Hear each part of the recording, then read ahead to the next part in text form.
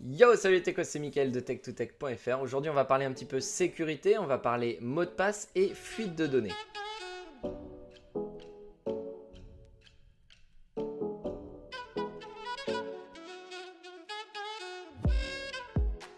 Début janvier, vous avez peut-être entendu parler de Collection One. C'est une base de données qui regroupait des millions d'identifiants et de mots de passe, plus de 700 millions d'adresses email et 20 millions de mots de passe qui provenaient de différents sites qui ont été hackés à un instant donné, comme LinkedIn, Badoo, MySpace, etc. Et donc il y a quelqu'un qui a rassemblé toutes ces fuites, qui les a rassemblées dans un dossier, qui l'a zippé et ça faisait plus de 87 gigas de données, donc d'identifiants et de mots de passe. Mais ça c'était le début puisqu'on a eu le droit ensuite à collection 2, 3, 4 et 5 et ce n'est plus 87 gigas de données, enfin 87 gigas pour le fichier zip, mais presque 1 Tera de données et d'enregistrements, ce qui donnait pas moins de 20 milliards d'enregistrements, donc d'identifiants et de mots de passe. Bon ok, dans ces 25 milliards, il y avait pas mal de doublons, ce qui nous donne seulement 2,2 milliards d'identifiants uniques avec leur mot de passe. Ouais, j'avoue, ça fait un peu flipper, surtout quand on apprend la semaine dernière qu'un expert en sécurité a découvert que Facebook stockait les mots de passe de millions d'utilisateurs en clair, donc non chiffrés, et surtout accessible à des milliers d'employés de l'entreprise de Facebook. Et donc oui, des bases de données comme Collection One sont souvent issues de sites internet qui ont été piratés, qui ont été hackés. La base de données est récupérée, elle est déchiffrée, puisqu'en général c'est chiffré. Mais chez Facebook ici par exemple, ça peut être juste des employés peu scrupuleux qui vendent ces bases de données sur le darknet ou autre. Et ensuite, eh bien, on peut le retrouver un petit peu ailleurs. Et donc à quoi ressemblent un petit peu ces bases de données? Eh bien tout simplement en général c'est des fichiers texte avec des centaines de milliers d'enregistrements. Ici par exemple des enregistrements d'adresses email françaises avec leur mot de passe. Et donc quelqu'un de peu scrupuleux va pouvoir tester cette adresse email avec le mot de passe sur différents services. Alors on ne sait pas toujours sur quel site ça a été récupéré, néanmoins il y a de nombreux utilisateurs qui utilisent le même mot de passe pour leur adresse email, mais pour la dizaine de services qu'ils vont utiliser, que ce soit eBay, PayPal ou autre.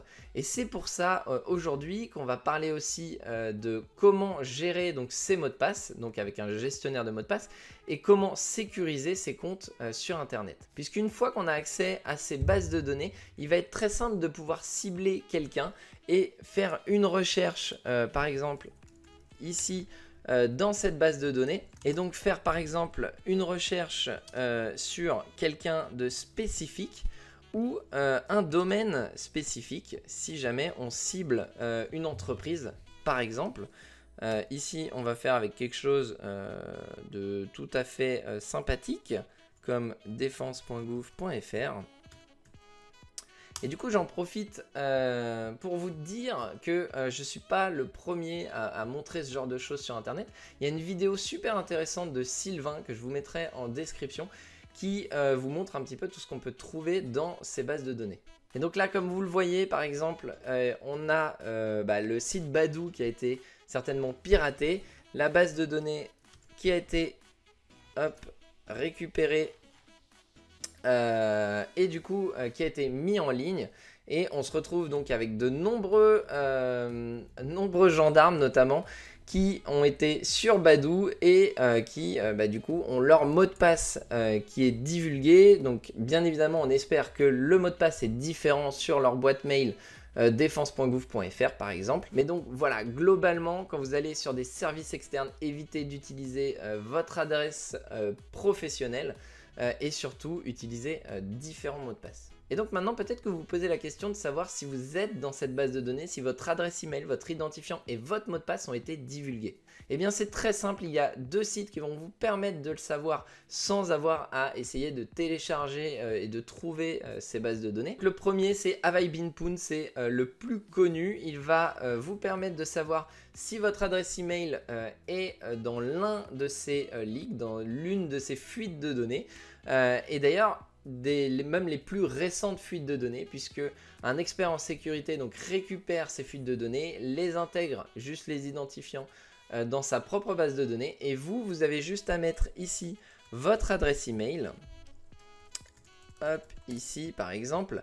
Et vous allez voir ici combien de fuites, combien de failles de sécurité de sites ont été impactés et ont permis de récupérer vos identifiants et vos mots de passe, et sur combien de sites publics elles ont été copiées. Donc ça c'est pas mal, puisque dès lors où vous êtes impacté, je vous conseille de changer tous vos mots de passe sur tous vos comptes, et surtout de mettre des mots de passe différents. On va voir ça dans la dernière partie de cette vidéo, un petit peu justement comment moi je fais pour mettre des mots de passe différents sans avoir à avoir une mémoire gigantesque. Et donc le deuxième outil, c'est un outil allemand, Identity Leak Checker, qui fonctionne à peu près de la même manière, qui va vous permettre donc de mettre ici votre adresse email pour vérifier donc si elle est impactée ou pas. Tous les liens, bien évidemment, je les mettrai dans la description, ça vous permettra d'avoir tous les outils qui vont bien. Et une fois que vous aurez mis votre adresse email, il va, ce site, vous envoyer un email qui va un petit peu répertorier donc les sites sur lesquels vos identifiants ont été volés. Et qu'est-ce qui a été volé? Est-ce que c'est juste votre identifiant, votre nom de famille, votre prénom ou votre mot de passe? J'imagine que pendant cette vidéo ou après cette vidéo, vous allez forcément vouloir vérifier si vous êtes impacté ou non. Si vous êtes impacté, je vous conseille bien évidemment de changer tous vos mots de passe sur tous les services en ligne que vous utilisez, surtout si vous utilisez le même mot de passe partout. Et du coup, on va un petit peu parler de comment moi je gère mes mots de passe. J'en ai déjà parlé en 2012 et j'ai refait une vidéo il y a peut-être un an sur le gestionnaire de mots de passe que j'utilise. C'est Dashlane. Je préviens tout de suite, c'est pas du tout sponsorisé. Mais voilà, je voulais en parler puisque je pense que c'est important de savoir comment gérer ces mots de passe. Aujourd'hui, on a des dizaines, voire des centaines de services en ligne qu'on utilise, de Netflix à Gmail à PayPal, etc. Plus ou moins sensibles. Et du coup, il est intéressant d'avoir un mot de passe différent sur tous ces services. Du coup, moi j'utilise Dashlane, vous pouvez utiliser OnePassword. Il y a d'autres gestionnaires de mots de passe qui sont gratuits, qui sont en open source. N'hésitez pas à fouiller un petit peu. En tout cas, moi je conseille Dashlane, je l'utilise depuis des années et il me va bien. Pourquoi il me va bien? Puisque il va me permettre donc de générer des mots de passe aléatoires que je ne connais même pas pour tous les services que j'utilise. À partir du moment où je vais créer un compte sur un service, Dashlane va me proposer de générer un nouveau mot de passe. Il va s'enregistrer dans le gestionnaire de mot de passe et j'aurai même pas à le connaître. Moi, il faudra juste que je retienne le mot de passe maître de mon gestionnaire de mot de passe. Du coup, si l'un de mes services venait à se faire pirater, Gmail ou peu importe, Dashlane va me prévenir qu'il y a eu une fuite de sécurité. Moi, j'aurais juste à changer le mot de passe sur ce service-là et je n'aurai pas besoin de changer mes mots de passe de partout.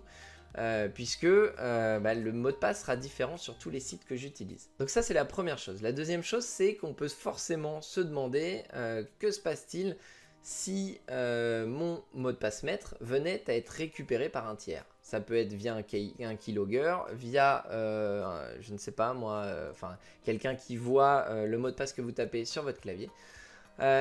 Eh bien, Dashlane a déjà prévu pas mal de choses contre ça, c'est-à-dire que à partir du moment où votre mot de passe est utilisé ailleurs, c'est-à-dire quelque part où vous n'avez pas eu l'habitude de vous connecter, une IP différente, mais aussi un matériel différent, ça peut être la même adresse IP mais via un autre appareil, Dashlane va voir que c'est pas le même ID, que l'appareil est différent, et il va vous envoyer un email sur votre adresse email pour vous demander est-ce que vous voulez approuver ou non cette connexion. Donc déjà ça sécurise un petit peu le truc.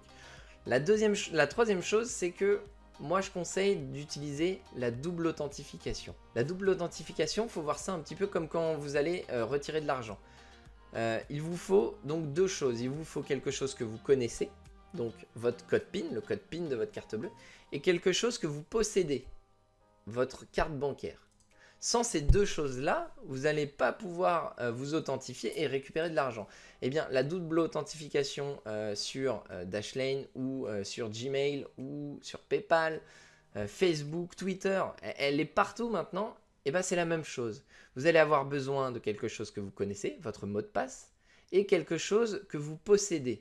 Donc ça peut être votre smartphone avec une application de double authentification comme Google Authenticator.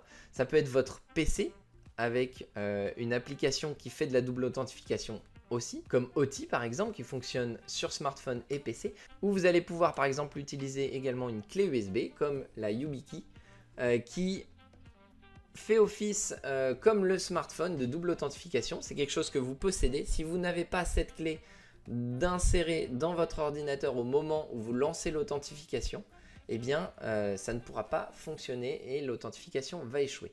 L'avantage de ça, c'est que du coup, si vous avez donc une fuite de données, votre mot de passe qui est récupéré par un tiers, que ce soit par un keylogger, donc que ce soit par une fuite de données, sans votre smartphone, sans cette clé, sans l'application sur votre PC, il ne pourra pas s'authentifier. Donc ça sécurise vachement le truc, quoi. Donc la double authentification, elle commence à être un peu partout, mais elle n'est pas activée de base. Donc je vous invite et je vous conseille vraiment à l'activer. Moi, je l'active à peu près partout. J'ai déjà fait pas mal de tutos pour expliquer comment activer cette double authentification sur Gmail, Twitter, Facebook, etc. Sur mon blog Tech2Tech. Donc n'hésitez pas à chercher, je vais vous mettre un lien en description. C'est plutôt facile à mettre en place et vraiment ça va sécuriser vos comptes, donc n'hésitez pas. Donc voilà, je pense qu'on a fait un petit peu le tour sur la sécurité des mots de passe, donc faites bien attention. Bien évidemment, on est à l'abri de rien, rien n'est complètement sécurisé, tout est piratable, mais plus vous allez mettre de couches de sécurité et plus il y aura de chances que vous soyez protégé et que vous ne soyez pas embêté. Donc voilà, j'espère que cette vidéo vous aura plu. Moi en tout cas, ça m'a fait plaisir de parler de ça puisque je trouve que c'est vraiment important. Donc n'hésitez pas à partager cette vidéo si vous pensez avoir bien compris le sujet et qu'elle peut être utile pour vos proches, pour vos amis. N'hésitez pas à partager cette vidéo. N'hésitez pas du coup à activer la double authentification et à utiliser un gestionnaire de mots de passe pour avoir un mot de passe différent partout.